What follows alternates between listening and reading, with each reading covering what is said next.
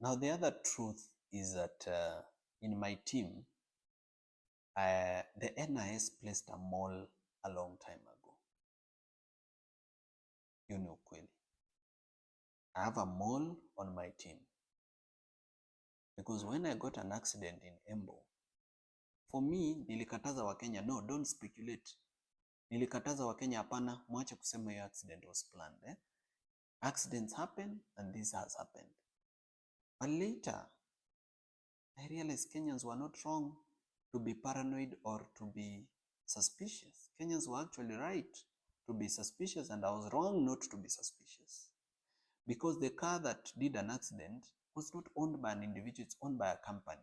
And when you search the CR12 for that company in the register of companies and you check the directors, it's a dead end. The driver is somebody we've looked for, and we've not found him to date. Gari hata iko huko inaitwa ni Mukuruini police station. What is that place? Yes.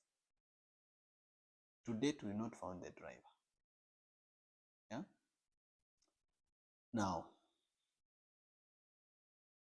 when I was arrested, there's a call that was made from this office around this building. And that call was made to DCI that I'm here. Somebody was called here, akaulizwa boss ako aliposema ako, that person called DCI. When DCI came to this office for an arrest, they didn't guess. They didn't look for my office. Remember, this compound is so big with so many offices. But they didn't look for my office. They came straight to my office as if they already had the plan and layout of the building.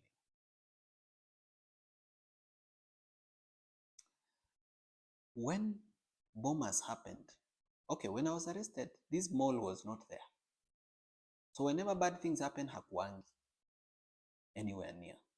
Bombers, this person is a very close person in my team and should have been at bombers, because kama naenda bombers na team yangu imenijoin, mbona yeye ana miss na kwake ni karibu na bombers? Mbona alikuja huku kwa ofisi mahali siko badala aende bombers mahali ni karibu na hata mahali yeye anaishi? So the NIS placed a person in my team a long time ago. When you research this person's history, you are not able to know which primary school they went to, secondary school. They wiped their profile clean. And the best way to hoodwink Kenyans has been, this person pretends, to criticize the government, to say bad things, to expose projects so that we can trust this person. There's been an attempt to poison my food, and I'm thankful to God that it didn't happen. Na kama singejua that we have a mall, I think by now I would be dead. But I'm grateful to God and to the various Kenyans who've been sending me information, telling me be careful about this person. And I have now become very serious about my security. I now have an advanced intelligence team that goes to the ground before I go to a public event and does, just checking what is the feeling among, For example, in Bomas, I walked into a public event which was organized by ODM and which people had been mobilized and paid money through in buses, and where there were goons paid waiting for me because I had said I'm going to Bomas. I've never been attacked anywhere in Kenya because I've never said I'm going to this place. Sijai sema leo naenda Embu, ama leo naenda Githurai, ama leo naenda Kitengela, ama leo naenda Molot Bomet. I've never said it. Hata nikisemanga nasemanga tu I'll be in Rift Valley generally. But because these people knew I'm specifically coming to, KICC, which later turned to Bomas, they planned very well kuniua. But they didn't succeed. Because God is good and because there's a mission. God has given me a mission and I must complete it. That's why He has kept me alive. So from now on, Kenyans, wakati mnaangalia timu yangu na kuna mtu mnajua na mnajua ni mbaya, please don't keep quiet. Always raise alarm. I've started vetting every member of my team, where they went to school, what they did, who they are, why they are here, what they do for a living, what they are doing. But Wakenya mnisaidie kwa hiyo mambo so that tusikue na malls kwa timu yetu. There is also another incident that I was about to forget. When I was attacked at Bomas, I went to the hospital.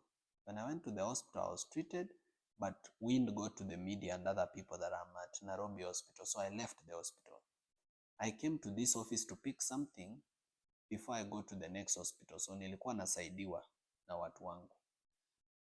Na nilipofika hapa kwa ofisi, I got information from 3 different sources that I'll be arrested. And the reason I was supposed to be arrested on Friday was the police were looking for someone to blame for what happened at Bomas.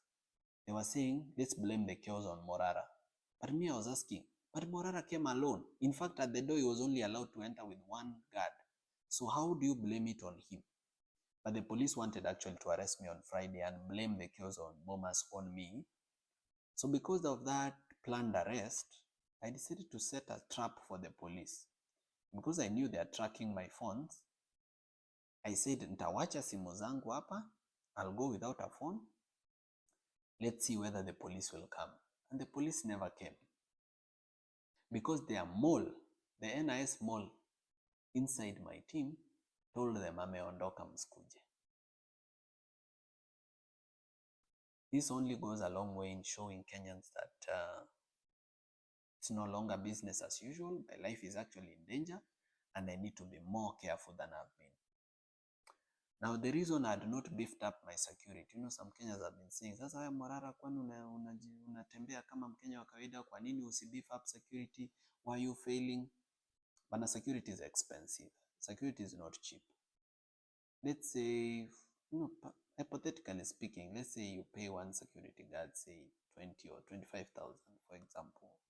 Just an example. How many would you need to guard the residents, to guard you? And how will you afford that cost every month? So hapa ndio inafikanga viongozi wananunuliwa na William Ruto ama na some billionaires. You find that somebody is actually being supported by NGOs that have an interest, or foreign governments that have an interest, or some billionaires that have an interest, because you are not able to afford basic security. But mimi nitachangisha wa Kenya, kila Mkenya akinitumia 10 bob, 1,000, so 1,500. I believe I'll be able to beef up my security and it will be well. So whatever you can spare, I'll be really appreciative to Kenyans, whatever they can spare to support me in beefing up my security.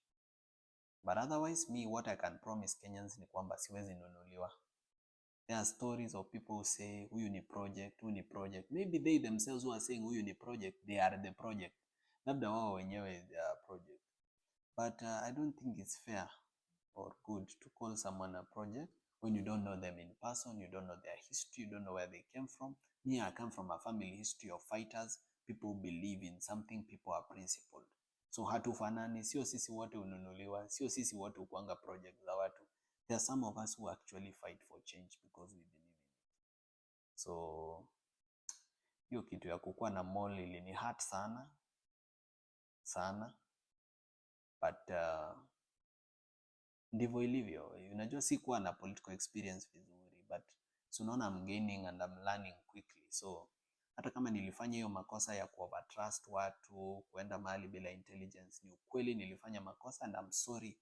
I apologize to all Kenyans kwamba hapo niliteleza, lakini it will not happen again. I will be more careful this time. And I'll continue fighting for what we believe in together. Sitawahi wa disappoint na sitawahi waachilia. I'll keep doing the Vampire Diaries. I'll keep doing civic education. I'll not stop, because when I stop, the enemy wins and the enemy should not win.